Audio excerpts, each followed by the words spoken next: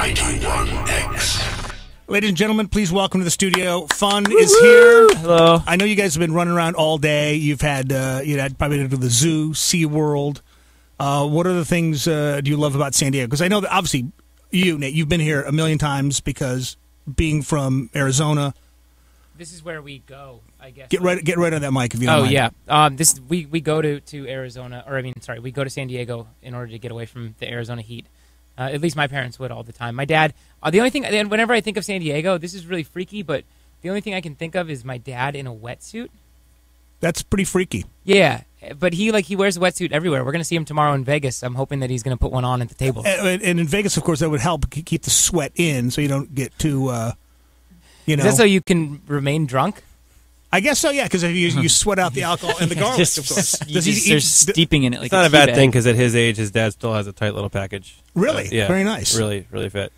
Very nice. I'm glad you brought the package thing up. It seemed like you guys were in New York the other day, and for some strange reason, taints and scrotums. You know what? This Why? This is the third time it's come up. Yeah, but I want to know. It was him. It wasn't us. I know it was him. The fact that he went there and didn't understand how underwear works, I was kind of surprised for Colbert, basically. Colbert, I think that was a classic example of us. We know not to talk about that stuff because we've been told not to talk about that, but we want to talk about it. So then when we got the green light from him, it just was like the damn gates breaking. And this is just me. Do you think he was hitting on you guys?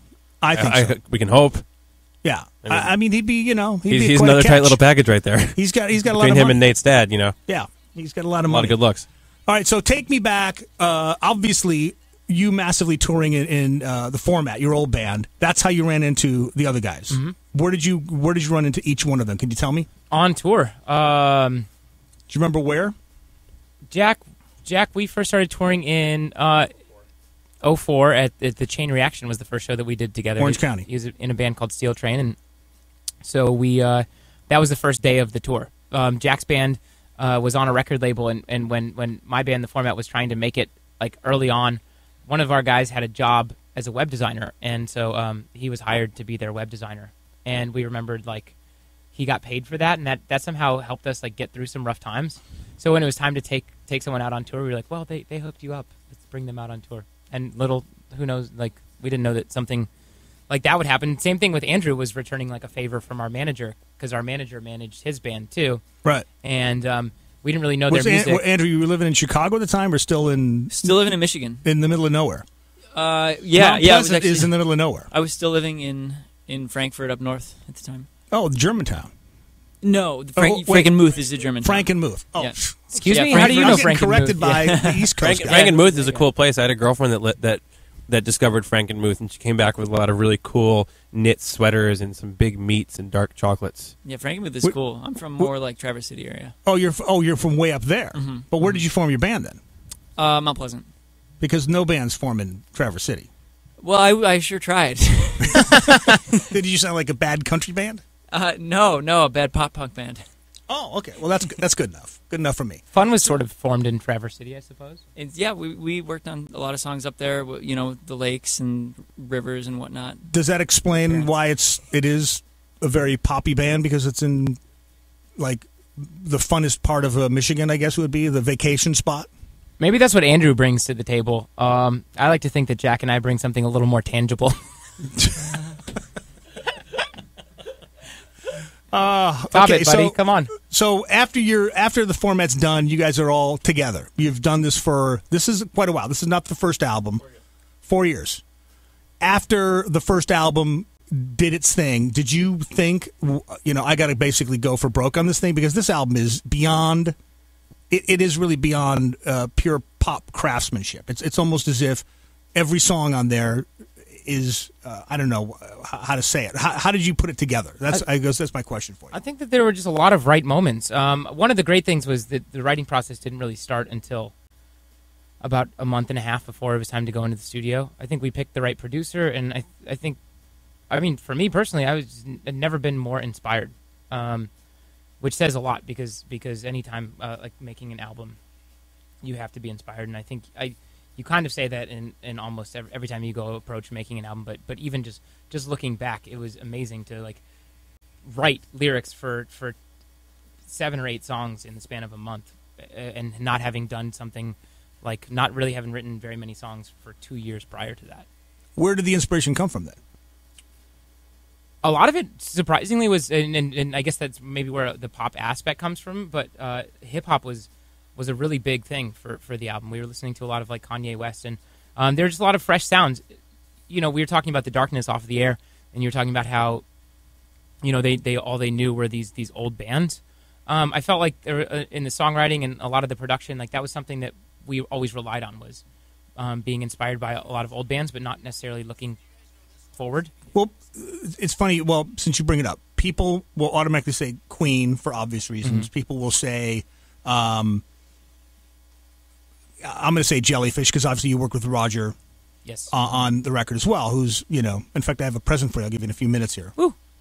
But what about the Paul Simon influence? Was there something there from Paul as well? Because I remember the new single to me sounds so much like Cecilia that I'm surprised he's not knocking on the door going, where's my cash? That's the Cecilia reference is so crazy because I've only heard Cecilia like twice in my life, and I remember when I first started writing that song, and I first started coming up with lyrics and there's this whoa whoa whoa, and then I was going to write lyrics on top of it. I just remembered I had a note in my phone that was, finish Paul Simon song. This could be the best song you've ever written. But it was more of a reference to like it just had this kind of Graceland like breeziness to it.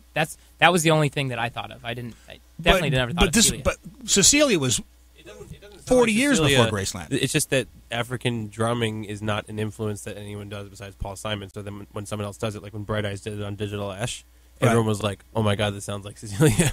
And the truth is, there's no melodic reference at all. It's just that having all these different drums work like that, he's the only one who did it then, and shockingly, no one's really picked up on it besides like actual African bands like Blacksmith, Lady Mambazo, or something like that. There's a band from San Diego I'll turn you out to, Cuckoo Chaos. Or Fool's Gold from L.A.? Not familiar with it. Do they name themselves after the Stone Roses? I don't know. That would be really cool. But they're actually opening for us at one of the Wiltern shows. But they're really, really cool. And they're really channeling that Paul Simon thing as well. Interesting. Yeah. So subconsciously, because Cecilia wasn't even in that era. Cecilia we don't was listen to Paul Simon before. in like a.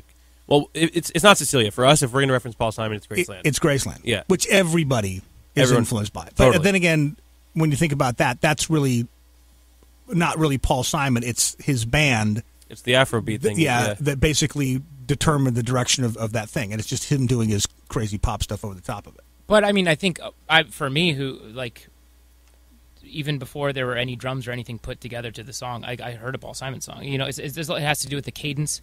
I mean, it ends up being louder and bigger. We move the key, and so therefore I'm singing bigger. That's where the Queen kind of feeling comes from. But the vocal cadence, the way in which I'm spitting out words, is, to me, I was always just thinking of Paul Simon. I always think about it, how sometimes he just it's almost like a speaking fast. But and he lays out cards. It's like, if you're playing cards, he goes, okay, here's your card, look at it, and then here's your next. So it's like the way he lays it out, it's like it gives you time to understand the lyric. And I suppose you're doing the same thing before he gives you the next line. Yeah. It's not like he's doing it Elvis Costello style where it's like, Yeah, totally. There's a certain way of his cadence and like it's very inspirational. Well, I mean, Paul Simon, a lot of things about Paul Simon are he's a good influence to have. Everything but his attitude. Yeah. Have you met him? Just stories. Oh, just stories. Have you met him? You got a story? No, I have no stories. He's like an in-law, isn't he? No, he's not an in-law. I wish he was. That'd be cool. Not. All right, so let's do a quick break, and then I'm going to do this thing here. So hold on.